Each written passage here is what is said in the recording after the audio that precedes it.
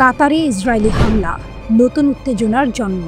কাতারের রাজধানী দোহার আকাশে বিস্ফোরণের শব্দ, ধোঁয়ার মেঘ আর সব পক্ষের তীব্র নিন্দা। ইসরায়েলের হামলায় আবারও নতুন এক উত্তেজনা সৃষ্টি হয়েছে। ইসরায়েল, যেটি আগে কেবল যুদ্ধক্ষেত্রে বর্বরতা দেখিয়েছিল, এবার তা করেছে কূটনৈতিক মঞ্চে। কাতারে হামাস নেতাদের উপর হামলা চালিয়ে ইসরায়েল নতুন মাত্রায় শক্তির প্রদর্শন করেছে। ইসরায়েলি হামলার উদ্দেশ্য। ইসরায়েল জানায়, হামাসের শীর্ষ নেতাদের লক্ষ্য করে সুনির্দিষ্ট হামলা চালানো হয়েছে। হামলা করা হয়েছে ঠিক তখন যখন হামাস নেতারা গাজার যুদ্ধবিরতি নিয়ে আলোচনা করছিলেন। তবে ইসরায়েল কোনো নির্দিষ্ট স্থান প্রকাশ করেনি। তবে দোহায় বিস্ফোরণ ও ধোঁয়ার ছবি পাঠানো হয় সংবাদ মাধ্যমে।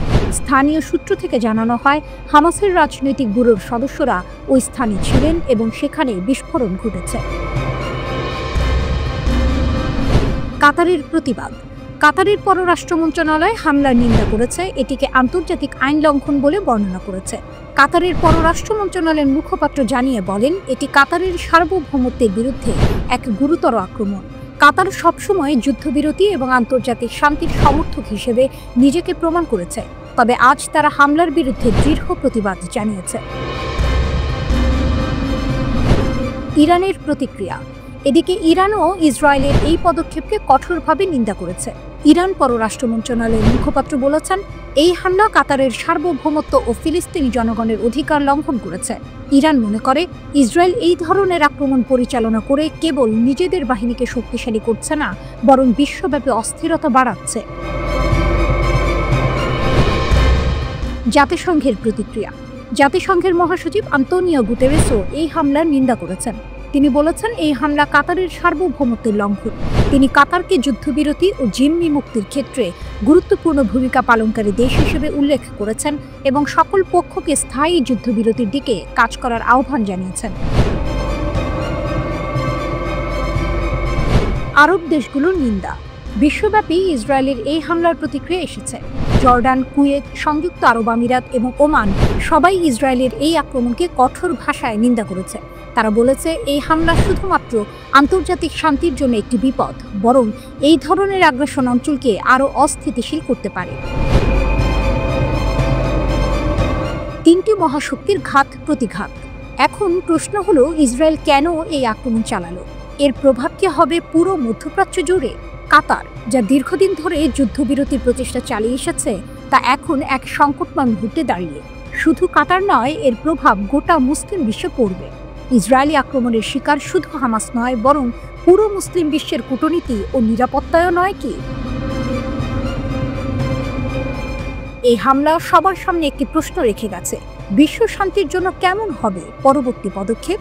ইসরায়েল কি কেবল যুদ্ধের আগুনে ঘি ঢালার মতো আরও আগ্রাসন চালিয়ে যাবে?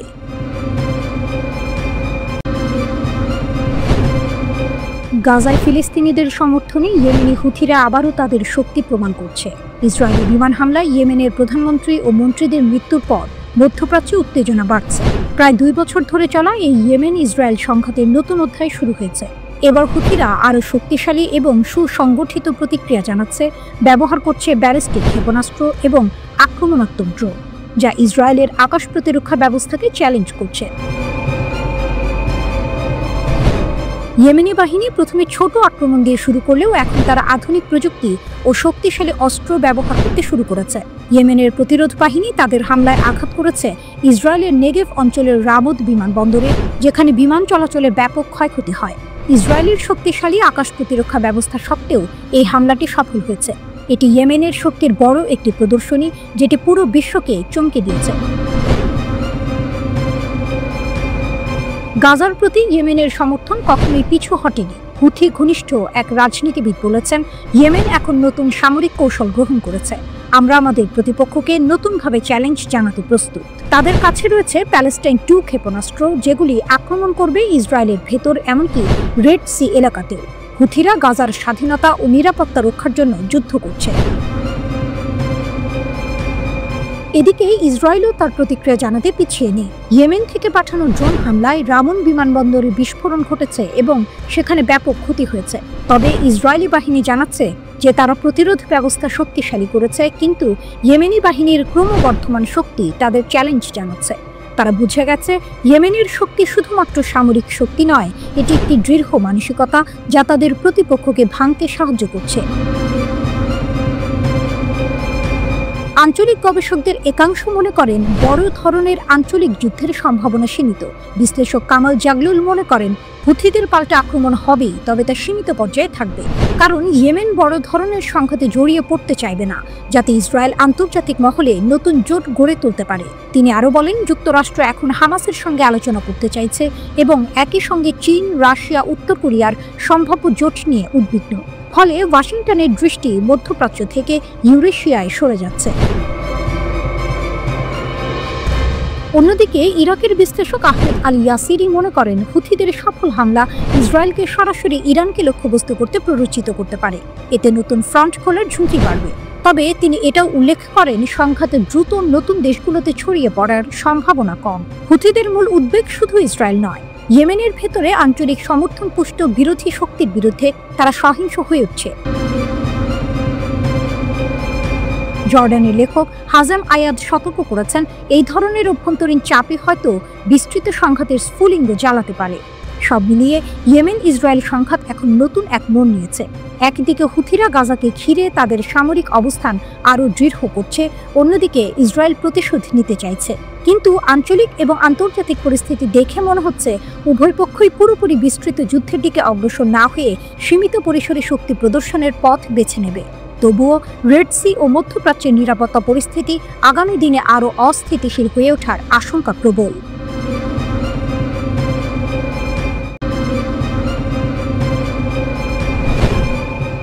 ইরান ও চীনের গোপন সামরিক সহযোগিতা, ক্ষেপণাস্ত্র শক্তির পুনর্নির্মাণ। ইরান ও চীনের ক্ষেপণাস্ত্র সহযোগিতার নতুন অধ্যায়। ইসরায়েলি সংবাদ মাধ্যম ইয়েদিওত আহরোনোট জানিয়েছে, ইরান বর্তমানে তার ক্ষেপণাস্ত্র অস্ত্রাগার পুনর্নির্মাণের জন্য চীনের সাহায্য নিচ্ছে। তবে এই খবরটি ছিল ইসরায়েলি গোয়েন্দাদের এক সূত্র থেকে, যার ব্যাখ্যা এখনও পুরোপুরি পরিষ্কার হয়নি। কিন্তু প্রশ্নটা ঘুরতেই থাকে, কেন চীন এখন এমন একটি সংঘাতে নিজেদের জড়িয়ে নেবে যখন তারা এতদিন দূরে থাকার চেষ্টা করেছে? এটা নতুন কিছু নয়। 1988 সালের ইরান ইরাক যুদ্ধের পর থেকে ইরান নিজেদের ক্ষেপণাস্ত্র শক্তির উন্নতির জন্য চীনের সহায়তা পেতে শুরু করে। সেই সময় থেকেই চীন ইরানকে ক্ষেপণাস্ত্র প্রযুক্তি এবং কৌশলগত সহযোগিতা দিয়ে আসছে। তাদের সহযোগিতা শুধু অস্ত্র রপ্তানি নয়, বরং প্রযুক্তিগত সহায়তাও ছিল, যার ফলে ইরান তার ক্ষেপণাস্ত্র কর্মসূচি শক্তিশালী করে। চীন যে শুধুমাত্র রপ্তানি করেছে তা নয়, তারা ইরানের ইঞ্জিনিয়ারদের প্রশিক্ষণও দিয়েছে, যাতে ইরান নিজের শক্তি গড়ে তুলতে পারে। তবে 2000 সালের পর থেকে চীনের উপস্থিতি কিছুটা কমে গিয়েছিল, যখন ইরান নিজের আভ্যন্তরীণ সামরিক শিল্প গড়ে তোলার জন্য কাজ শুরু করে। এরপরও চীন কখনো ইরানের পাশে ছিল, বিশেষ করে ক্ষেপণাস্ত্র প্রযুক্তির ক্ষেত্রে। ইরান তার সামরিক প্রকল্পে সাহায্যের জন্য চীনের কাছে কিছু উপাদান চেয়ে এসেছিল, আর চীন এই সহায়তা সময় সময় প্রদান করেছে। চীনের কাছে প্রযুক্তি, ইরানের কাছে তেল। এখন ইরান যখন চীনের কাছে আরও সাহায্য চাইছে, তখন এর পেছনে রয়েছে দুটি বড় কারণ। একদিকে চীন ইরানকে তেল সরবরাহ করে, অন্যদিকে ইরান তাদের ক্ষেপণাস্ত্র মজুদ পুনর্নির্মাণের জন্য প্রয়োজনীয় উপাদান সংগ্রহ করছে। এর মাধ্যমে চীন ইরান সম্পর্ক কেবল সামরিক নয়, বরং অর্থনৈতিকও হয়ে উঠেছে। বিশ্বের শক্তির অক্ষের মধ্যে ইরান এবং চীনের এই সহযোগিতা পরবর্তী উত্তেজনার কারণ হতে পারে, কারণ চীন তাদের সামরিক সহযোগিতা আরও বাড়িয়ে দিয়েছে। ইসরায়েল গত কয়েক বছর ধরে ইরানের ক্ষেপণাস্ত্র মজুদকে দুর্বল করতে নানা পদক্ষেপ নিয়েছে, কিন্তু এবার চীন ইরানকে সেই শক্তি পুনর্নির্মাণে সাহায্য করছে। ইসরায়েল এখন আর তেহরানকে আগের মতো প্রতিরোধ করতে সক্ষম নয়, কারণ তাদের হাতে সেই কৌশলগত গভীরতা নেই। আর তাই ইরানের প্রতিরোধের সবচেয়ে কার্যকর উপায় হলো তাদের ক্ষেপণাস্ত্র মজুদ পুনর্নির্মাণ করা। এখন প্রশ্ন হলো, চীন কেন এমন একটি যুদ্ধের মধ্যে নিজেকে জড়িয়ে নেবে? তাদের কাছে কি ইরানকে সহযোগিতা দেওয়ার কোনো বিশেষ সুবিধা রয়েছে? ইরান যখন তার ক্ষেপণাস্ত্র ক্ষমতা পুনর্নির্মাণ করছে, তখন আন্তর্জাতিক মহলে প্রশ্ন করছে, এটাই কি চীনের সঠিক সময় নয়? এই সহযোগিতা চীনের আন্তর্জাতিক ভাবমূর্তি নতুন করে তৈরি করতে পারে। তবে যদি এটি রক্ষিত থাকে, তাহলে বিশ্বের চোখ থাকবে ইরান ও চীনের উপর। আজ ইরান ও চীনের শক্তির উত্থান, একসাথে তারা যে শক্তিশালী জোট গড়তে থাকে, আজ ইরান ও চীনের শক্তির উত্থান, একসাথে তারা যে শক্তিশালী জোট করতে পারে তা বিশ্ব শক্তিগুলির জন্য নতুন এক সংকেত হয়ে উঠবে। এটাই হতে পারে এক নতুন যুগের সূচনা, যেখানে ইরান ও চীন একটি শক্তিশালী সামরিক জোট গড়ে তুলবে।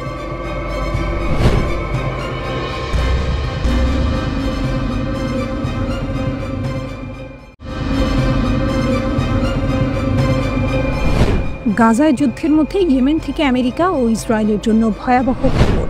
হুথিদের প্রতিশোধ আসছে। গাজায় যখন যুদ্ধের আগুন ছড়িয়ে পড়ছে, তখন ইয়েমেনের আকাশে অদৃশ্য শক্তির জন্ম হচ্ছে। হুথি মিলিশিয়া, যারা ইরানের সমর্থনে দাঁড়িয়ে আছে, তারা তাদের প্রতিশোধের অঙ্গীকার নিয়ে একটি ভয়াবহ পরিকল্পনা বাস্তবায়নের পথে। ইয়েমেনের তথ্যমন্ত্রী 4 সেপ্টেম্বর দ্য ন্যাশনালে দেয়া এক প্রতিবেদনে জানিয়েছেন, হুথিরা রাসায়নিক অস্ত্র তৈরির জন্য একটি গোপন কারখানা স্থাপন করেছে এবং এই কারখানাটি পরিচালনা করছে ইরানি বিশেষজ্ঞরা।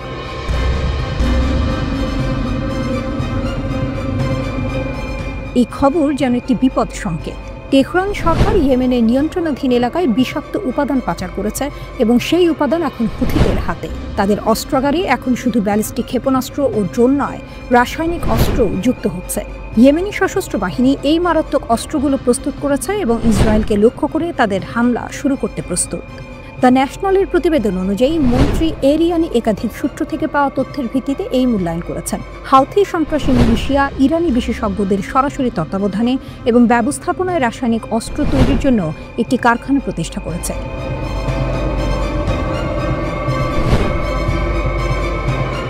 তিনি বলেন, তেহরান সরকার সম্প্রতি তাদের নিয়ন্ত্রণাধীন এলাকায় ব্যাচে ব্যাচে তাদের তৈরিতে ব্যবহৃত বিষাক্ত পদার্থ পাচার করেছে। তিনি আরও বলেন, আমাদের নিশ্চিত সূত্র থেকে জানা যায় যে মিলিশিয়া ইতিমধ্যেই সেই মারাত্মক উপকরণ প্রস্তুত করা শুরু করেছে এবং ব্যালিস্টিক ক্ষেপণাস্ত্র এবং ড্রোনে স্থাপন করেছে। এটি একটি অত্যন্ত বিপজ্জনক বৃদ্ধি এবং আন্তর্জাতিক আইনের সুস্পষ্ট লঙ্ঘন। রাসায়নিক অস্ত্র কনভেনশন এবং ইয়েমেন সম্পর্কিত প্রাসঙ্গিক নিরাপত্তা পরিষদের প্রস্তাব, ইয়েমেনি কর্মকর্তা বলেন। হুথিরা শুধু ইয়েমেনের স্বাধীনতার জন্য নয়, বরং এক নতুন যুদ্ধের প্রস্তুতি নিচ্ছে। তাদের পরিকল্পনা ইসরায়েল ও আমেরিকা দুটি শক্তিকে এক ভয়াবহ পরিস্থিতির মুখে ফেলে দেবে। তবে সবচেয়ে বড় দুশ্চিন্তার বিষয় হলো ইরান।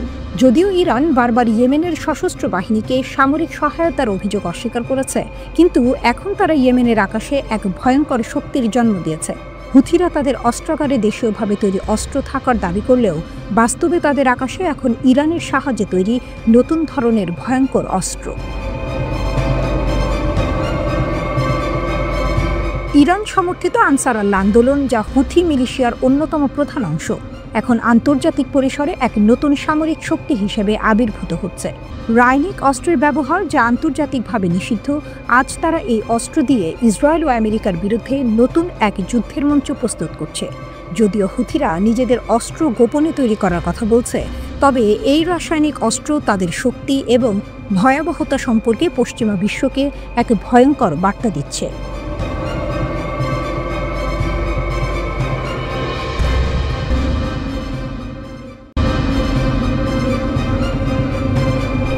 আকাশে আগুন, সাগরে বজ্রপাত।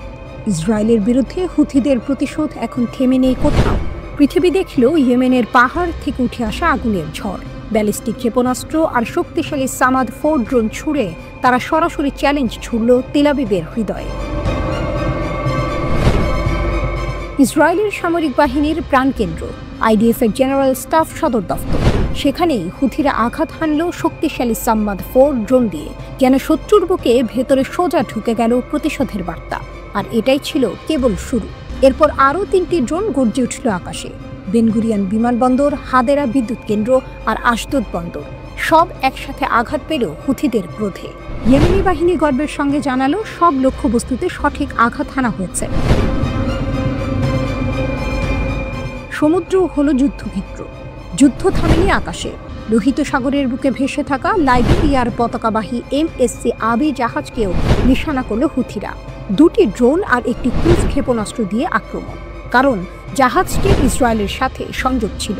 হুথিদের ঘোষণা স্পষ্ট, ইসরায়েলি বন্দরমুখী যে কোনো জাহাজ তা লোহিত কিংবা আরব সাগরে নিরাপদ নয়। আর এই হামলাও সফল হয়েছে। জাহাজে সরাসরি আঘাত হেনেছে অস্ত্র। ইসরায়েলের দাবি বনাম বাস্তবতা। ইসরায়েলি সেনারা অবশ্য বলছে ভিন্ন কথা। তাদের দাবি, হুথিদের 2টি ক্ষেপণাস্ত্র সৌদি আকাশেই ভেঙে পড়েছে। এক ড্রোন প্রতিহত করা হয়েছে ইসরায়েলি সীমান্তে পৌঁছানোর আগেই। তারা জানিয়েছে কোনো সাইরেন বাজেনি, শহরগুলোতে পৌঁছায়নি হুথিদের আঘাত। কিন্তু বাস্তবের চিত্র অন্য। আক্রমণের ভিডিও ঘুরছে সোশ্যাল মিডিয়ায়। আগুন, ধোঁয়া আর আতঙ্কে কাঁপছে মানুষ। কেন এই হামলা? ইসরায়েলি বিমান হামলায় শহীদ হন হুথি প্রধানমন্ত্রী আহমেদ আল রাহাভি এবং তার মন্ত্রিসভার 11 জন সদস্য। সেই হত্যাযজ্ঞের পরে হুথিরা ঘোষণা করেছিল ইসরায়েলের জন্য আসছে কালো দিন। এই আঘাতগুলো সেই প্রতিশ্রুতির বাস্তব রূপ। তাদের মুখপাত্র ঘোষণা দিলেন, আমরা শত্রুর মুখোমুখি হচ্ছি, ক্ষতি করছি আর অভিযান চালিয়ে যাচ্ছি। ক্ষেপণাস্ত্র হোক, ড্রোন হোক কিংবা সমুদ্র অবরোধ, ইসরায়েলের বিরুদ্ধে আমাদের সামরিক অভিযান অব্যাহত থাকবে, আরও তীব্র হবে। আন্তর্জাতিক মঞ্চে লড়াই। এদিকে হুথি পররাষ্ট্র মন্ত্রণালয় জাতিসংঘে অভিযোগ জানিয়েছে। তারা চাইছে বিশ্ব ইসরায়েলকে থামাক, তাকে বাধ্য করুক আন্তর্জাতিক আইন মানতে। কিন্তু বাস্তবতা হলো জাতিসংঘ আর ইউরোপীয় ইউনিয়ন হুথিদের ইয়েমেনের সরকার হিসেবে স্বীকৃতি দেয় না। ফলে তাদের অবস্থান আন্তর্জাতিক অঙ্গনে একা। তেল আবিবের আকাশে ড্রোনের আগুন, লোহিত সাগরে জাহাজে ক্ষেপণাস্ত্রের আঘাত। একদিকে ইসরায়েলের অঙ্গীকার, অন্যদিকে হুথিদের গর্জন। সত্য একটাই, ইয়েমেনিরা আর থেমে নেই। তাদের প্রতিশোধের ঝড় শুধু শুরু হয়েছে। আগামী দিনগুলোতে হয়তো ইসরায়েলের জন্য সত্যিই অপেক্ষা করছে সেই ঘোষিত কালো রাত।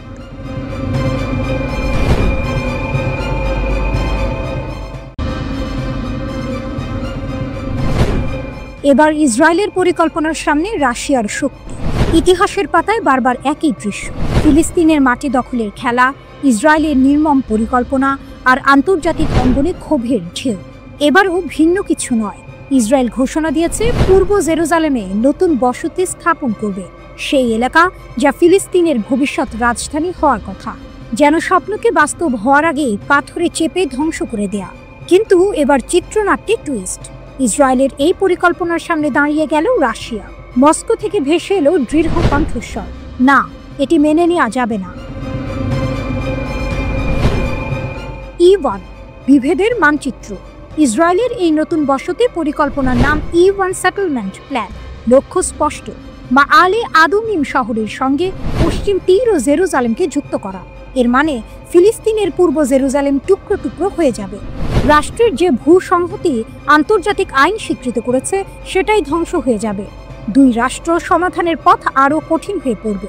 শান্তির সেতু ভেঙে যাবে, দিগন্তে দেখা দেবে শুধু ধোঁয়া আর অন্ধকার। রাশিয়ার গর্জন।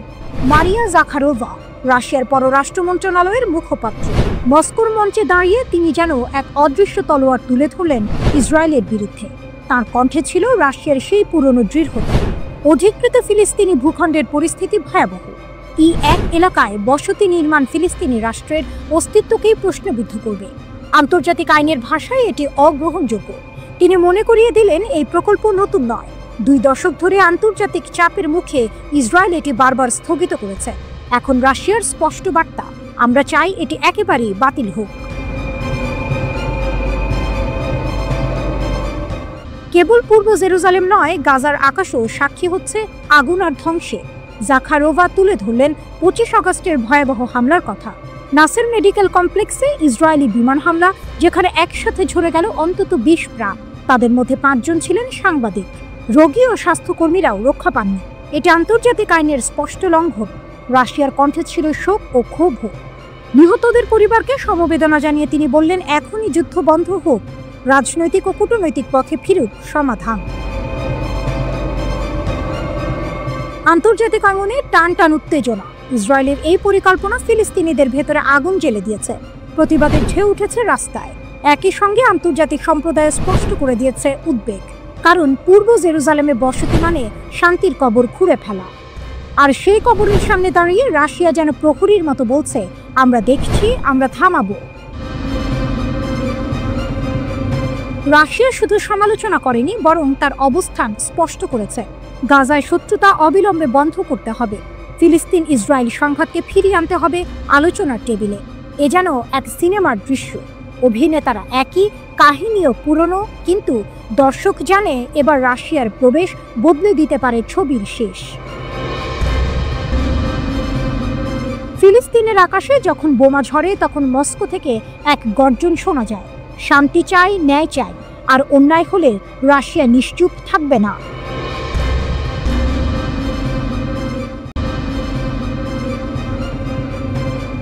ইসরায়েলের সম্ভাব্য হামলার আগে ইরানের বড়সড় অভিযান, যুদ্ধের আগেই ধরা পড়ল মোসাদের গুপ্তচর বাহিনী। মধ্যপ্রাচ্যের আকাশে আবারও ঘনিয়ে আসছে যুদ্ধের মেঘ। ইসরায়েলের সাথে সরাসরি সংঘর্ষের আগে তেহরান নেমেছে ভেতরের শত্রু ধরার মিশনে, আর সেই মিশনেই একের পর এক নাটকীয় মোড়। ইরান দাবি করেছে তারা গ্রেপ্তার করেছে মোসাদের হয়ে কাজ করা ৮ জন গুপ্তচর। শুধু তাই নয়, তাদের কাছ থেকে উদ্ধার হয়েছে বোমা, লঞ্চার আর বুবি ট্র্যাপ, যেন কোনো বড়সড় হামলার প্রস্তুতি চলছিল। কিন্তু ইরান বলছে, আমরা আগে থেকেই জানতাম, তাই কোনো অপারেশন শুরু হওয়ার আগেই তাদের থামানো হয়েছে। গুপ্তচরের নেটওয়ার্ক। রাষ্ট্রীয় টিভির খবরে বলা হয়েছে, আটককৃতরা ইরানের শীর্ষ সামরিক কমান্ডার আর পারমাণবিক স্থাপনাগুলোর গোপন তথ্য সংগ্রহ করছিল। পরিকল্পনা ছিল এই তথ্য সরাসরি পাঠিয়ে দেওয়া মোসাদের হাতে। আইআরজিসি জানিয়েছে, এই অভিযুক্তদের প্রশিক্ষণ দেওয়া হয়েছে অনলাইনে, ইসরায়েল থেকে দূরবর্তীভাবে। অর্থাৎ যুদ্ধের আগে যুদ্ধ। শত্রুর গোপন নেটওয়ার্ক ঢুকে পড়েছিল দেশের ভেতরে, কিন্তু শেষ মুহূর্তে ফাঁস হয়ে গেল সেই মডিউল। বিশ্লেষকরা বলছেন, এর পেছনে জুন মাসের ঘটনাই বড় কারণ। তখন ইসরায়েল আকস্মিক বিমান হামলা চালিয়ে ধ্বংস করে দিয়েছিল ইরানের পারমাণবিক স্থাপনাগুলোর কিছু অংশ। নিহত হয়েছিলেন বহু শীর্ষ সামরিক কর্মকর্তা। সেই আঘাত ছিল 1980-র দশকের পর ইরানের সবচেয়ে ভয়াবহ ক্ষতি। তারপর থেকেই তেহরান বুঝে গেছে, শুধু আকাশের লড়াই নয়, ভেতরের গুপ্তচর বৃত্তি আসল বিপদ। তাই এবার শুরু হয়েছে ইনহাউস ইসরায়েলি সহযোগীদের বিরুদ্ধে অভিযান। ইরান শুধু গ্রেপ্তার করেই থেমে থাকেনি। অগাস্টে তারা মৃত্যুদণ্ড কার্যকর করেছে পরমাণু বিজ্ঞানী রুজবে বাদী। অভিযোগ ছিল তিনি মোসাদের কাছে গোপন তথ্য পাচার করেছিল। মানবাধিকার সংগঠনগুলো বলছে, ইরান প্রায়শই ভিন্ন মত দমন করতে গুপ্তচর বৃত্তির অভিযোগ ব্যবহার করে। কিন্তু তেহরান তার জবাব স্পষ্ট দিয়েছে, শত্রুর সাথে যারা হাত মেলাবে তাদের কোনো রেহাই নেই। শক্তির প্রদর্শন। এই অভিযানের আসল বার্তা আসলে ইসরায়েল আর আমেরিকার জন্য। ইরান দেখিয়ে দিচ্ছে তারা শুধু প্রতিরক্ষায় নয়, গোয়েন্দা যুদ্ধে সমান শক্তিশালী। ৮ জন ধরা পড়া মানেই আরও অজানা নেটওয়ার্ক ভেঙে পড়ছে। তেহরান এখন যেন বলতে চাইছে, তোমরা আকাশ থেকে নামো, আমরা ভেতর থেকে তোমাদের শেষ করব। বড় প্রশ্ন, তাহলে কি এই অভিযান শুধু নিরাপত্তার জন্য, নাকি এর ভেতরে লুকিয়ে আছে আরও বড় টুইস্ট? অনেক বিশ্লেষক মনে করছেন, ইরানের এই বার্তা কেবল গুপ্তচরদের উদ্দেশ্যে নয়, সরাসরি তেল আবিবের উদ্দেশ্যে, যেন সতর্কবার্তা। আগামী যুদ্ধে আঘাত আসবে শুধু আকাশ থেকে নয়, মাটির নিচ থেকেও। মধ্যপ্রাচ্যের উত্তপ্ত মঞ্চে তাই নতুন নাটকের সূচনা হয়েছে। আকাশে যুদ্ধ বিমান, ভেতরে গুপ্তচর খেলা, সবকিছু মিলে যেন এক সিনেমার চিত্রনাট্য। কিন্তু এই সিনেমার শেষ কোথায় হবে তা কেউ জানে না।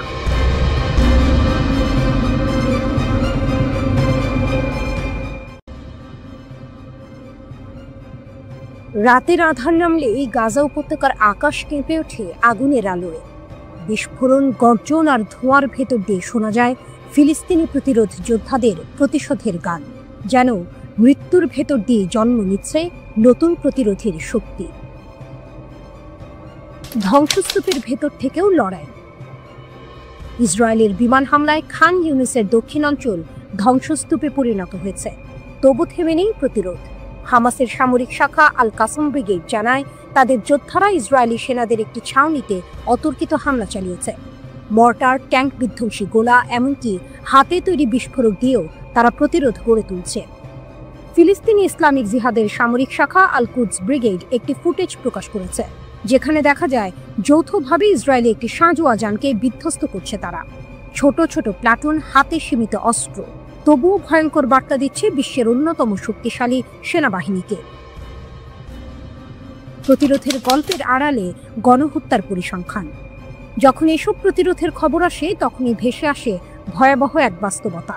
ইসরায়েলের সেনাবাহিনীর নিজস্ব গোয়েন্দা তথ্যই জানাচ্ছে, গাজা উপত্যকায় হামলায় নিহত 6 ফিলিস্তিনের মধ্যে 5 জনই বেসামরিক মানুষ। এক যৌথ অনুসন্ধান প্রতিবেদনে এই তথ্য উঠে এসেছে।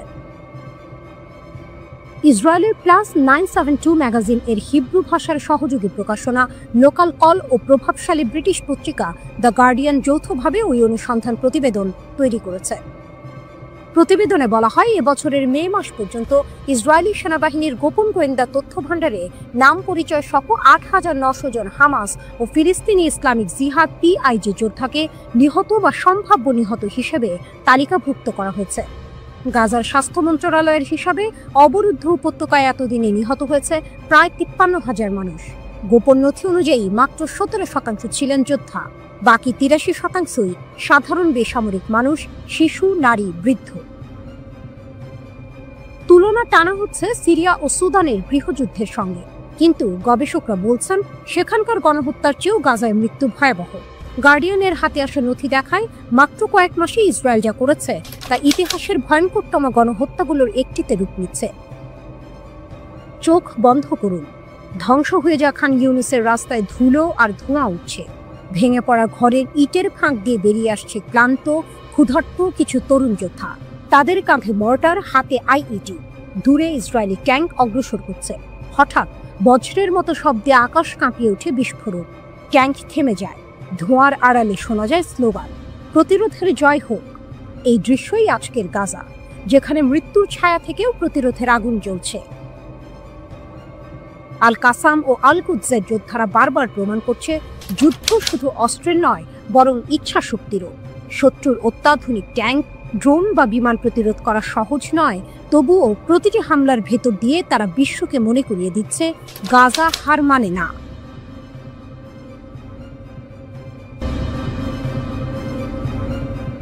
একটি শিশু পৃথিবীতে চোখ মেলে, কিন্তু জন্মের সঙ্গে সঙ্গে কপালে বসে গেল এক অভিশাপ, গাদ্দার।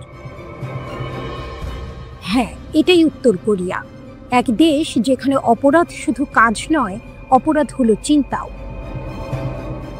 এখানে নির্বাচন হয়, কিন্তু ভোট কেবল একটি, একই নাম, একই পরিবার, না দিলে কারাগার। সংসদও আছে, কিন্তু তার কাজ কেবল সিলমারা। এ যেন এক নাটক যেখানে চরিত্র বদলায় না, শুধু প্রজন্ম পাল্টায়। টেলিভিশনে মাত্র একটি চ্যানেল, সিনেমা নেই, ড্রামা নেই, গান নেই, শুধু প্রচার, শুধু বন্দনা। কারো চোখ যদি গোপনে দক্ষিণ কোরিয়ার কোনো ড্রামায় পড়ে যায়, তাহলে তার জীবন শেষ। এখানে স্কুল মানে ইতিহাস নয়, শিক্ষা নয়, এখানে স্কুল মানে মুখস্থ, কিম ইল সুং, কিম জং ইল, কিম জং উনের গল্প। এমনকি ভুল করলে তকমা, গাদ্দার। সবচেয়ে ভীতিকর আইন হলো 3 প্রজন্মের শাস্তি। একজন রাষ্ট্রবিরোধী হলে তার সন্তান, এমনকি নাতি নাতনিও শাস্তি পায়, অর্থাৎ অপরাধ জন্ম নেয় রক্তের ভেতরে। এখানে স্বাধীনতা নেই। কোন পোশাক পরবেন, কোন হেয়ারস্টাইল করবেন, কোন খাবার খাবেন, সব সরকার ঠিক করে দেয়। জিন্স, রং করা চুল, এমনকি হটডগ খাওয়াও নিষিদ্ধ। সাইকেল চালাতে হলে চাই রেজিস্ট্রেশন, চাই নম্বর প্লেট। ধর্ম এখানে শুধু প্রদর্শনী। গির্জা আছে, মসজিদ আছে, কিন্তু কেবল দেখানোর জন্য। যে মানুষ সত্যিকারের প্রার্থনা করবে, তার গন্তব্য শ্রম শিবির। আজ যখন পৃথিবী লিখছে 2025, নর্থ কোরিয়া লিখছে 113। তাদের সময় শুরু হয়েছে কিম ইল সুং এর জন্ম থেকে। সময়, স্বাধীনতা, জীবন, সবকিছু কেবল এক পরিবারকে ঘিরে।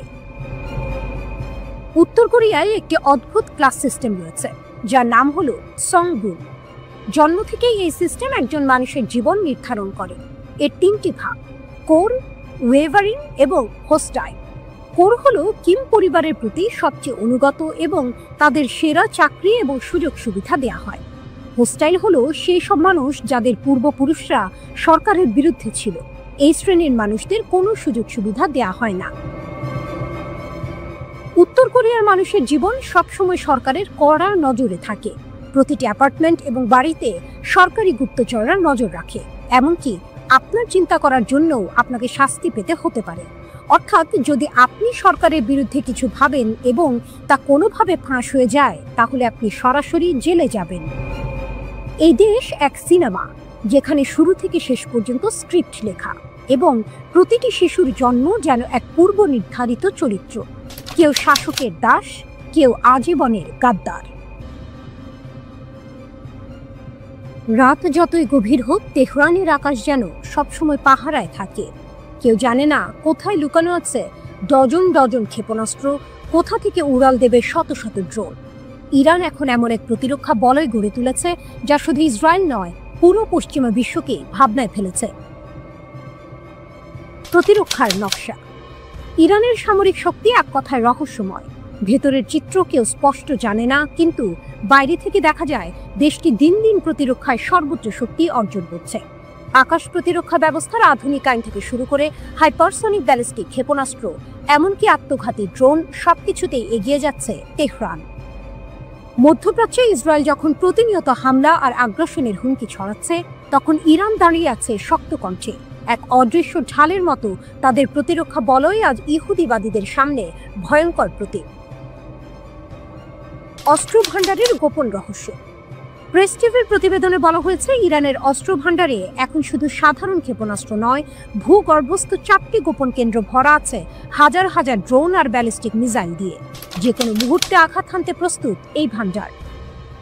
সশস্ত্র বাহিনীর প্রধান মেজর জেনারেল আব্দুর রাহিম মুসাভি এক ভাষণে বলেছেন, যুদ্ধের চিত্র প্রতিনিয়ত বদলায়, আর সেই বদলের সঙ্গে তাল মিলিয়েই আমাদের সমর কৌশল গড়ে তুলতে হবে। উদীয়মান হুমকি থেকে রক্ষার একমাত্র পথ শক্তিশালী প্রতিরক্ষা। নিষেধাজ্ঞা ভেঙে এগিয়ে যাওয়া। যুক্তরাষ্ট্র আর ইউরোপ বারবার নিষেধাজ্ঞা দিয়েছে, ইরানকে থামানোর চেষ্টা করেছে, কিন্তু আশ্চর্যজনকভাবে তেহরান সেসব ভেঙেই গড়েছে এক গোপন অর্থনৈতিক ছক। কেন্দ্রবিন্দুতে আছে চীন ও রাশিয়া। তাদের সাহায্যে জ্বালানি তেল বাণিজ্য বাড়িয়ে নিয়েছে ইরান। ফলে নিষেধাজ্ঞা যেন উল্টো তাদের শক্তি বাড়িয়েছে। ইসরায়েলের ভয়। সাম্প্রতিক যুদ্ধগুলোতে ইরানের আধুনিক সমরাস্ত্রই ছিল আসল ঢাল। আকাশে ভেসে বেড়ানো ড্রোন আর গোপন ক্ষেপণাস্ত্রের ভয় ইসরায়েলকে নতুন করে হিসাব কষতে বাধ্য করেছে। বিশ্লেষকরা বলছেন, আজকের ইরান আর 10 বছর আগের ইরান নয়। এখনকার ইরান এক আঞ্চলিক শক্তি, যার আকাশের প্রতিরক্ষার বলয় ভেদ করা প্রায় অসম্ভব। একজন বৃদ্ধ গ্রামবাসী হয়তো দাঁড়িয়ে আছেন পাহাড়ের ঢালে দাঁড়িয়ে। দূরে আকাশে ইরানি ড্রোনের গুনগুন শব্দ শোনা যাচ্ছে। তিনি মৃদু হাসি দিয়ে বলেন, আমাদের সন্তানরা এখন জানে আকাশে শত্রুর ছায়া যত বড় হোক না কেন, আমাদের প্রতিরোধ আরো বড়। এটাই আজকের ইরান। যুদ্ধ নয়, বরং যুদ্ধের প্রস্তুতিই তাদের সবচেয়ে বড় শক্তি। আকাশে লুকোনো রহস্যময় ভাণ্ডার, ভূগর্ভে গোপন ক্ষেপণাস্ত্র আর কূটনীতিকে শক্ত জোট, সব মিলে ইরান হয়ে উঠেছে এমন এক প্রতিরোধ শক্তি যা ভেঙে পড়া সহজ নয়।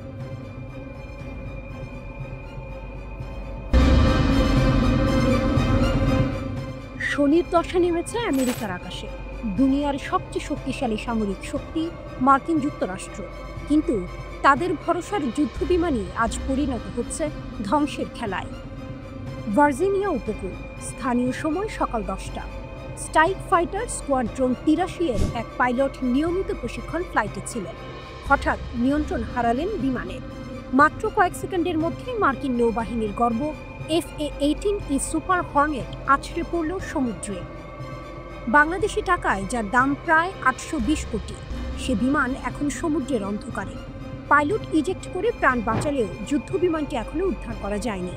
নিউ ইয়র্ক পোস্টের খবরে বলা হয়েছে, $67 মিলিয়ন মূল্যের যুদ্ধ বিমান সমুদ্রে ডুবে যাওয়ার পর নৌবাহিনীর পাইলটকে উদ্ধার করা হয়।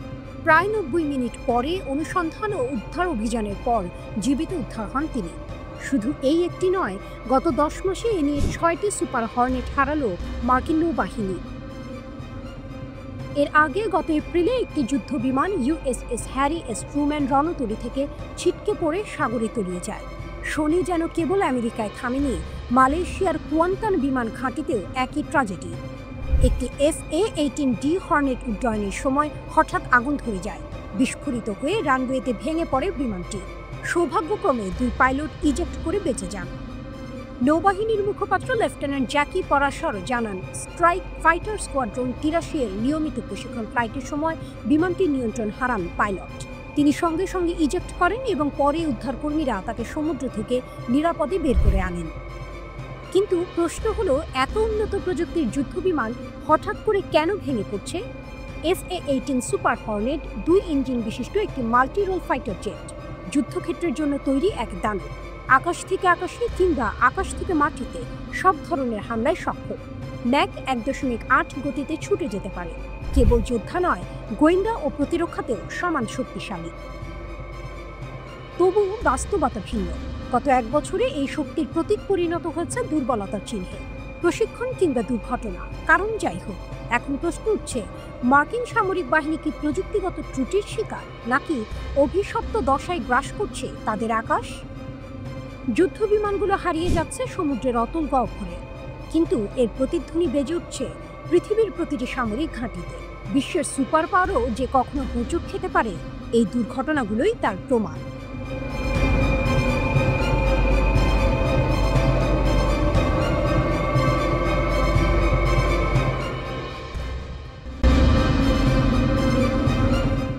রাত গভীর। রামাল্লার পূর্বে ছোট্ট গ্রাম আল মুঘাইর নিস্তব্ধতায় ডুবেছিল। হঠাৎই সেই নীরবতা ভেঙে এলো সংঘর্ষের শব্দে। এক তরুণ ফিলিস্তিনি প্রতিরোধ যোদ্ধা এগিয়ে গেছেন বসতির দিকে, হাতে ছোট্ট একটি পিস্তল। কিন্তু ভাগ্য যেন তাকে ধোঁকা দিল। অস্ত্র কাজ করল না, গুলি বের হলো না। সাধারণত এমন মুহূর্তে ভয় মানুষকে থামিয়ে দেয়, কিন্তু তিনি থামেননি। খালি হাতে ঝাঁপিয়ে পড়লেন। ধস্তাধস্তিতে এক ইসরায়েলি বসতি গুরুতর আহত হলো, আর সেই যোদ্ধা অন্ধকারের আড়ালে মিলিয়ে গেলেন নিরাপদে। এই ঘটনায় রাতারাতি আলোড়ন তুলল সামাজিক যোগাযোগ মাধ্যমে। ফিলিস্তিনিরা একে বলছে সাহসের প্রতীক। তাদের চোখে এটি কেবল একজনের হামলা নয়, বরং দমন পীড়নের বিরুদ্ধে প্রতিরোধের নতুন রূপ। ভোরে গাজা থেকে বিবৃতি দিল হামাস। তারা ঘোষণা করল এটি এক ব্যক্তির উদ্যোগ নয়, এটি একটি ন্যায়সঙ্গত লড়াই। তাদের ভাষায় অস্ত্র থেমে যেতে পারে, কিন্তু প্রতিরোধ থামে না। 22, 23 ও 24 আগস্ট এই 3 দিনকে তারা ঘোষণা করল প্রতিরোধের নতুন অধ্যায় হিসেবে। শুধু মিছিল নয়, প্রতিটি সংঘর্ষের কেন্দ্রে আরও শক্ত প্রতিরোধ গড়ে তুলতে তারা জনগণকে আহ্বান জানালো। হামাসের বিবৃতিতে আল মুখাইরের তরুণ যোদ্ধার প্রশংসা করে বলা হয়, অস্ত্র ব্যর্থ হলেও তিনি আঘাত করতে দ্বিধা করেননি। তাদের মতে এটাই ফিলিস্তিনি জনগণের সাহসের প্রতিচ্ছবি। বার্তাটি স্পষ্ট, দখলদার কখনোই নিরাপদ নয়। ঘটনার পর আহত ইসরায়েলি বসতিকে দ্রুত হাসপাতালে নেওয়া হয়। ইসরায়েলি গণমাধ্যম জানায় তার অবস্থা গুরুতর। সেনারা গ্রাম ঘিরে ফেললেও হামলাকারীকে খুঁজে পায়নি। এই ব্যর্থতা ইসরায়েলি নিরাপত্তা ব্যবস্থার দুর্বলতা নিয়ে প্রশ্ন তুলেছে। অন্যদিকে ফিলিস্তিনি গ্রামগুলোতে ছড়িয়ে পড়েছে আশাবাদ। অনেকেই বলছে এটি ইসরায়েলি আগ্রাসনের প্রতিদিনের জবাব। সামাজিক মাধ্যমে ছড়িয়ে পড়েছে ছবি ও বার্তা। অস্ত্র থেমে গেলেও প্রতিরোধ থামে না। পশ্চিম তীরে গত কয়েক মাস ধরে ইসরায়েলি সেনাদের অভিযান বেড়েই চলেছে। রাতের অন্ধকারে গ্রামে হানা, বাড়িঘর ভাঙচুর, নারী পুরুষ নির্বিশেষে গ্রেপ্তার, এমনকি বসতি স্থাপনকারীদের আগুন ধরিয়ে দেয়া এখন প্রতিদিনের ঘটনা। হামাস দাবি করছে এই দমন পীড়নই মানুষকে পথে নামাচ্ছে। তারা একে ফ্যাসিবাদী দখলদারদের অপরাধ আখ্যা দিয়ে বলছে প্রতিটি আঘাতের জবাব মাঠেই দেয়া হবে।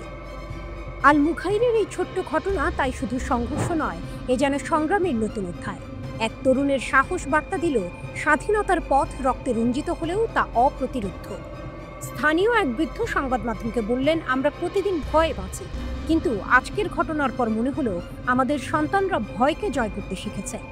রাজনৈতিক বিশ্লেষকরা বলছেন, এ ধরনের ছোট ছোট আক্রমণ আসলে বড় প্রতিরোধ আন্দোলনের ইঙ্গিত। তাদের আশঙ্কা, হামাস ঘোষিত আগস্টের দিনগুলো ঘনিয়ে এলে পশ্চিম তীর, আল কুদস, এমনকি গাজার সীমান্ত জুড়ে সংঘর্ষ আরও বাড়তে পারে। ইতিমধ্যেই ইসরায়েলি বাহিনী টহল জোরদার করেছে, নতুন চেকপোস্ট বসাচ্ছে। কিন্তু প্রতিরোধপন্থীরা বলছে, এভাবে কোনো আন্দোলন থামানো যাবে না।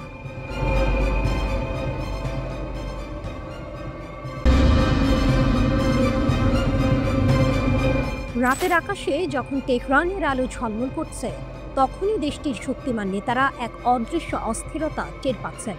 কারণ তাদের খুব কাছেই আঁকা হচ্ছে এক নতুন নীল নকশা। নাম দেওয়া হয়েছে করিডোর। কাগজে এটি শান্তির প্রতীক হলেও ইরানের চোখে এটি ছদ্মবেশী ষড়যন্ত্র। এই করিডোর নাকি যুক্ত করবে আজারবাইজান, আর্মেনিয়া হয়ে তুরস্ককে। পরিকল্পনাটি এসেছে যুক্তরাষ্ট্রের হাত ধরে, আর পেছনে বলা হচ্ছে ডোনাল্ড ট্রাম্পের ছায়া। কাগজে কলমে অর্থনৈতিক পথ, কিন্তু তেহরানের ভাষায় এটি হবে ভাড়াটে সৈন্যদের কবরস্থান। ইরান স্পষ্ট জানিয়ে দিয়েছে তাদের সীমান্তের এত কাছে মার্কিন উপস্থিতি কোনোভাবেই বরদাস্ত করা হবে না। শুধু তাই নয়, প্রয়োজনে এই করিডোর গঠনের চুক্তিও ভেস্তে দেওয়ার হুঁশিয়ারি দিয়েছে তারা। তেহরানের ভয় করিডোর বাস্তবায়ন হলে আর্মেনিয়া ও ককেসাস অঞ্চল থেকে ইরান কার্যত বিচ্ছিন্ন হয়ে পড়বে। আর ঠিক সেই জায়গায় সম্ভাব্য শত্রু শক্তি মার্কিন বাহিনী স্থায়ী আসন গেড়ে বসবে। এই হুমকির মাত্র একদিন পরই তড়িঘড়ি করে আর্মেনিয়ায় উড়ে গেলেন ইরানের প্রেসিডেন্ট মাসুদ পেজেশকিয়ান।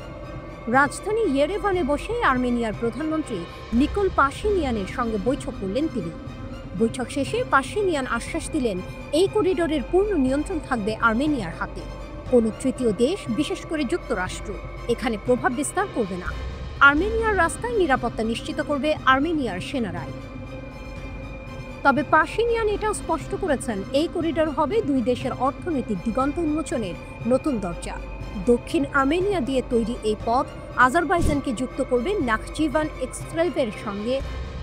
দক্ষিণ আর্মেনিয়া দিয়ে তৈরি এই পথ আজারবাইজানকে যুক্ত করবে নাখচিভান এক্সক্লেভের সঙ্গে, আর সেখান থেকে সরাসরি পৌঁছাবে তুরস্কে। যুক্তরাষ্ট্র হাতে নেবে উন্নয়ন কাজ, যার মাধ্যমে তেল, গ্যাস ও অন্যান্য সম্পদ রপ্তানির সুযোগ আরও বেড়ে যাবে। এখানেই টুইস্ট, ইরানের চোখে এ যেন অর্থনৈতিক করিডোর নয়, বরং সামরিক ঘাঁটি গড়ার গোপন চক্রান্ত। তাই প্রেসিডেন্ট পেজেশকিয়ান কেবল আর্মেনিয়াতেই থামলেন না, সোজা চলে গেলেন বেলারুশে। রাশিয়ার ঘনিষ্ঠ এই মিত্রের সঙ্গে দাঁড়িয়ে তিনি দিলেন কঠিন বার্তা।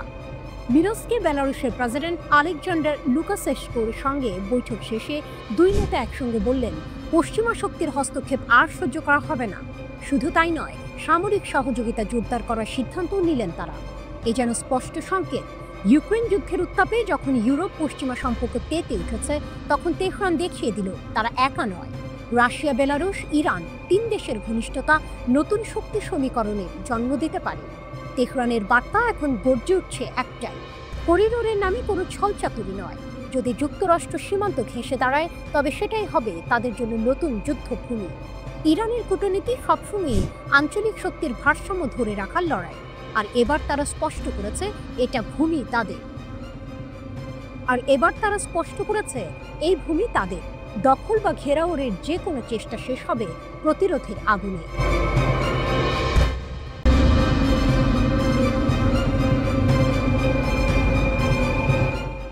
ইরাকের বজ্রকণ্ঠ, আমেরিকার দিন শেষ। রাতের বাগদাদ, টাইগ্রিস নদীর উপর দিয়ে বইছে হালকা বাতাস, কিন্তু সেই প্রশান্তির আড়ালে জ্বলছে ঝড়। 2 দশক ধরে ইরাকের বুকে দাঁড়িয়ে থাকা মার্কিন সেনা ঘাঁটি আইন আল আসাদ আজ যেন অস্থির। কারণ নীরবতা ভেঙে ইরাক এবার মুখ খুলেছে, আর নয় আমেরিকা। 2003 সালে সাদ্দাম সরকারের পতনের পর থেকেই ইরাকে প্রভাব বিস্তার করে যুক্তরাষ্ট্র। সিরিয়া, লেবানন, জর্ডান, মিশর সবখানেই মার্কিন উপস্থিতি, আর ইরাককে বানিয়েছে তাদের সবচেয়ে বড় সামরিক ঘাঁটি। এখান থেকেই চালানো হয়েছে ড্রোন হামলা, বিমান হামলা, এমনকি গোটা মধ্যপ্রাচ্যে তাণ্ডব। এতদিন বাগদাদ চুপ ছিল, কিন্তু এখন আর নয়। ইরাকের প্রতিরোধ সমন্বয় কমিটি তানসিকিয়া ঘোষণা করেছে দেশের ভূখণ্ডে আর কোনো বিদেশি প্রভাব মেনে নেওয়া হবে না। তাদের ভাষায়, আমেরিকা ও তার সহযোগীরা এই অঞ্চলকে লক্ষ্য বানাতে চায়, কিন্তু সেটি কিছুতেই হতে দেবে না ইরাক। তারা আরও স্পষ্ট করে বলেছে, যুক্তরাষ্ট্র কেবল অসভ্যতার প্রতীক। তাদের প্রতিশ্রুতি মূল্যহীন, পদক্ষেপগুলো আসলে ষড়যন্ত্র ছাড়া আর কিছু নয়। ইরাকের অন্তর্বর্তী প্রধানমন্ত্রীর উপদেষ্টা হোসাইন আলাউই ঘোষণা দেন, আগামী সেপ্টেম্বরে শেষ হবে আন্তর্জাতিক জোটের 22 বছরের মিশন। আইন আল আসাদ সহ সব মার্কিন ঘাঁটি খালি হবে। শোনা যাচ্ছে কিছু কিছু অঞ্চল থেকে সেনা প্রত্যাহার শুরু হয়েছে, তবে এখনও মার্কিন সেনারা অবস্থান করছে। এ নিয়ে দেশ জুড়ে উত্তেজনা চরমে। ঠিক এমন সময়ে বাগদাদ সফরে গিয়েছিলেন ইরানের শীর্ষ নিরাপত্তা কর্মকর্তা আলী লারিজানি। সেখানে ইরাকের সঙ্গে নতুন এক নিরাপত্তা চুক্তি সই হয়েছে। সীমান্ত রক্ষা ও নিরাপত্তা জোরদারে দুই দেশ একসাথে কাজ করবে বলে প্রতিশ্রুতি দিয়েছে। এটাই আসল মোড়, কারণ ইরাকের এই দৃঢ় অবস্থানের পেছনে রয়েছে ইরানের শক্তির প্রভাব। ইরান শুধু আঞ্চলিক রাজনীতির অংশ নয়, বরং প্রতিরোধের এক প্রতীক। ড্রোন, ক্ষেপণাস্ত্র, সামরিক অভিজ্ঞতা সবকিছু নিয়েই তারা এখন ইসরায়েল ও আমেরিকার বিরুদ্ধে এক অদৃশ্য ঢাল। বাগদাদ জানে, তেহরান পাশে থাকলে যুক্তরাষ্ট্রের আগ্রাসন আর আগের মতো সহজ হবে না। কল্পনা করুন, মধ্যরাতের আইন আল আসাদ ঘাঁটি, আমেরিকার সৈন্যরা ব্যস্ত মালপত্র গুছাতে। দূরে ইরাকি যোদ্ধাদের চোখে ভেসে ওঠে নতুন ভোরের প্রতিশ্রুতি। কেউ কেউ চিৎকার করে বলছে, এবার সার্বভৌমত্ব ফিরছে ইরাকে। টাইগ্রিস নদীর ধারে এক বৃদ্ধ চুপচাপ দাঁড়িয়ে থাকে আকাশের দিকে। তার চোখে ভেসে ওঠে স্মৃতি। যখন আমেরিকার ট্যাঙ্ক ঢুকেছিল বাগদাদে।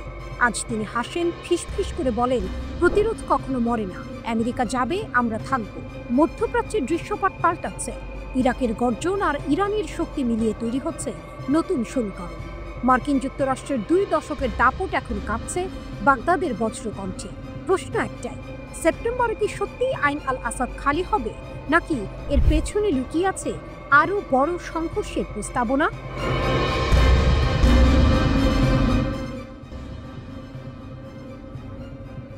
মধ্যপ্রাচ্যের আকাশে আবারও ধ্বনিত হলো বজ্রধ্বনি। ইসরায়েলের সঙ্গে রক্তক্ষয়ী সংঘাত শেষ হওয়ার মাত্র কয়েক সপ্তাহ পরেই ইরান নামল নতুন সামরিক মহড়ায়। নাম দেওয়া হয়েছে sustainable power 1404। Gulf of Oman এবং উত্তর ভারত মহাসাগরে শুরু হওয়া এই মহড়ায় আগুনের ঝলকানি, বিস্ফোরণ আর গর্জনের মধ্যে দিয়ে যেন ইরান ঘোষণা দিল, আমরা আছি, আমরা প্রস্তুত। সাম্প্রতিক যুদ্ধে ইসরায়েলের হামলায় ক্ষতিগ্রস্ত হয়েছিল ইরানের পারমাণবিক স্থাপনা আর প্রতিরক্ষা ব্যবস্থা। অনেকেই ভেবেছিল তেহরানের শক্তি ভেঙে পড়েছে, কিন্তু ইতিহাস সাক্ষী, ইরান সবসময় ভস্ম থেকে জেগে ওঠে নতুন শক্তি নিয়ে। আর তাই যুদ্ধোত্তর নীরবতার বদলে এবার দেখা গেল সমুদ্র আর আকাশে ইরানি ক্ষেপণাস্ত্রের গর্জন। ইরানি রাষ্ট্রীয় টেলিভিশন জানায়, মহড়ায় অংশ নেওয়া যুদ্ধ জাহাজগুলো থেকে একযোগে ছোড়া হয়েছে ক্রুজ মিসাইল। ড্রোন উড়েছে আকাশে, টহল দিয়েছে সমুদ্রে, আর নিশানা করেছে পানির ভেতর লুকিয়ে থাকা কাল্পনিক শত্রু জাহাজকে। প্রধান আকর্ষণ ছিল ইরানের নতুন প্রজন্মের ক্ষেপণাস্ত্র। কাদের মাঝারি পাল্লার ক্রুজ ক্ষেপণাস্ত্র উপকূল বা সমুদ্র থেকে ছোড়া যায়, উচ্চ ধ্বংস ক্ষমতা ও নিশানার নিখুঁততায় ভরপুর। গাদির দীর্ঘ পাল্লার রাডার এড়াতে সক্ষম ভয়ঙ্কর এক জাহাজ বিধ্বংসী মিসাইল। নাসির দ্রুত আঘাত হানতে সক্ষম শক্তিশালী সমুদ্র ক্রুজ ক্ষেপণাস্ত্র। এসব ক্ষেপণাস্ত্র গাইডেড মিসাইল ক্রুজার জেনেভে এবং ডেস্ট্রয়ার সাবালান থেকে একযোগে নিক্ষেপ করে সমুদ্রের লক্ষ্যবস্তুতে নিখুঁতভাবে আঘাত হানে। বিশ্লেষকদের ভাষায় এটি শুধু মহড়া নয়, বরং যুদ্ধোত্তর সময়ের এক শক্তিশালী বার্তা। প্রায় 18,000 সদস্য নিয়ে ইরানের নৌবাহিনীর প্রধান ঘাঁটি বান্দার আব্বাসে। এখান থেকেই তারা কাস্পিয়ান সাগর থেকে শুরু করে ভারত মহাসাগর পর্যন্ত টহল দেয়। তবে পারস্য উপসাগর আর হরমুজ প্রণালীর মতো কৌশলগত অঞ্চল নিয়ন্ত্রণ করে ইসলামী রিভলিউশনারি গার্ড। পশ্চিমা জাহাজ আটকানো, মার্কিন নৌবাহিনীকে চাপে ফেলা, এসব কৌশলে এই বাহিনী জুড়ে মেলা ভার।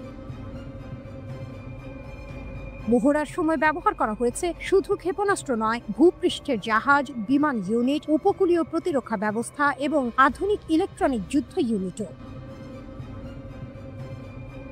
প্রতিরক্ষা মন্ত্রী ব্রিগেডিয়ার জেনারেল আজিজ নাসিরজাদে মহড়ার প্রাক্কালে ঘোষণা দেন, আমাদের সেনারা নতুন প্রজন্মের ক্ষেপণাস্ত্রে সজ্জিত, যে কোনো শত্রু যদি এগিয়ে আসে, আমরা প্রস্তুত। ইরানের এই মহড়া তাই কেবল সামরিক অনুশীলন নয়, বরং এক সুস্পষ্ট বার্তা। ইসরায়েল বা আমেরিকা কেউই যদি আঘাত হানতে চায়, তেহরান চুপ থাকবে না। গালফ অফ ওমান থেকে ভারত মহাসাগর পর্যন্ত এখন প্রতিধ্বনিত হচ্ছে একটাই স্লোগান, ইরান প্রস্তুত, ইরান অপ্রতিরোধ্য। এরদোয়ানের ভাঙা স্বপ্ন, F-35 এর দরজায় শক্ত কপাট। আঙ্কারার রাত, প্রেসিডেন্ট ভবনের কাঁচের জানালায় এক ঝলক আলো খেলে যায়। টেবিলে রাখা মার্কিন স্টেট ডিপার্টমেন্টের চিঠি যেন বজ্রাঘাত। প্রেসিডেন্ট রিসেপ তাইয়েব এরদোয়ান চেয়ারে হেলান দিয়ে চিঠির প্রতিটি লাইন পড়ছেন। স্বপ্ন ছিল একদিন আবারও তুরস্কের আকাশে ওড়াবে বিশ্বের সবচেয়ে আধুনিক যুদ্ধবিমান F-35। কিন্তু আমেরিকা এবার সেই দরজা আরও শক্ত করে বন্ধ করে দিল। তুরস্ককে F-35 কর্মসূচি থেকে বের করে দেওয়া হয়েছিল 2019 সালে, কারণ এরদোয়ান রাশিয়া থেকে কিনেছিলেন S-400 air defence system. NATO মিত্ররা বলেছিল, এই রুশ প্রযুক্তি হাতে থাকলে নাকি ফাঁস হয়ে যেতে পারে ন্যাটোর গোপন সামরিক রহস্য। তখন থেকেই শুরু এরদোয়ানের লড়াই, কখনো দর কষাকষি, কখনো হুমকি, আবার কখনো সমঝোতার চেষ্টা। কিন্তু হোয়াইট হাউস নড়েনি এক চুলো। সম্প্রতি আঙ্কারা নতুন করে ওয়াশিংটনের সঙ্গে আলোচনা শুরু করেছিল। মনে হচ্ছিল হয়তো F-35 এর দরজা আবার খুলতে পারে, কিন্তু অগাস্টের মাঝামাঝি স্টেট ডিপার্টমেন্টের চিঠি এসে সব আশা ধুলোয় মিশিয়ে দিল। 20 অগাস্ট কংগ্রেসম্যান ক্রিস পাপাস ও অন্যদের উদ্দেশ্যে লেখা সেই চিঠিতে স্পষ্ট বলা হয়, আমাদের অবস্থান অপরিবর্তিত। তুরস্ক যদি S-400 রাখে, তবে কোনোভাবেই F-35 প্রকল্পে ফেরত আসতে পারবে না। চিঠিতে যুক্তরাষ্ট্র আরও সতর্ক করে বলেছে, F-35 শুধু যুদ্ধ বিমান নয়, এটি আমেরিকার প্রতিরক্ষা ও গোয়েন্দা সম্পদের মূল অংশ। আর তুরস্কের হাতে রুশ প্রযুক্তি থাকা মানেই সরাসরি ঝুঁকি। এরদোয়ানের শক্তি ও চাপে ভাঙা অবস্থান। এরদোয়ান অবশ্য সহজে হাল ছাড়ার মানুষ না। তিনি আঙ্কারা থেকে ঘোষণা দিয়েছেন, তুরস্ক অন্যায়ভাবে বের করে দেওয়া হয়েছে, আমরা নেটোর সদস্য, তাই এই কর্মসূচিতে ফেরানো উচিত। তার কথায় দৃঢ়তা আছে, শক্তির বার্তা আছে, কারণ তুরস্ক শুধু এক দেশ নয়, এটি আঞ্চলিক শক্তি। নিজস্ব ড্রোন, যুদ্ধ বিমান, কানকার প্রকল্প, এমনকি সামরিক শিল্পে বিপ্লব, সবই এরদোয়ানের হাত ধরে এগোচ্ছে। আঙ্কারা আজ ভূমধ্য সাগর থেকে ককেসাস পর্যন্ত শক্তির প্রদর্শনী করছে, কিন্তু একই সঙ্গে এরদোয়ানের দ্বিমুখী খেলা, একদিকে রাশিয়ার সঙ্গে অস্ত্র চুক্তি, অন্যদিকে ন্যাটোর ছাতার নিচে নিরাপত্তা চাওয়া, আজ বুমেরাং হয়ে ফিরছে। রাজনৈতিক ঝড়। এই প্রত্যাখ্যান শুধু কূটনৈতিক অপমান নয়, বরং তুরস্কের সামরিক স্বপ্নে এক বড় আঘাত। বিরোধীরা ইতিমধ্যে সরব, এরদোয়ানের ভুল নীতি দেশের প্রতিরক্ষা স্বার্থকে বিপদে ফেলছে। আন্তর্জাতিক মহলও প্রশ্ন তুলেছে, আঙ্কারা কি এবার আরো ঘনিষ্ঠ হবে রাশিয়ার দিকে, নাকি চাপের মুখে পড়ে S-400 সরাতে বাধ্য হবে? ওয়াশিংটনের চিঠি শুধু একটি সিদ্ধান্ত নয়, এটি বার্তা। আমেরিকা আর সহ্য করবে না এরদোয়ানের দ্বিমুখী নীতি। তুরস্কের জন্য এটি অপমানজনক হোক বা না হোক, স্পষ্ট এক বাস্তবতা সামনে দাঁড়িয়েছে। F-35 এর দরজা বন্ধ, আর সেটি খোলার চাবি লুকিয়ে আছে রুশ S-400 এর ভেতরে।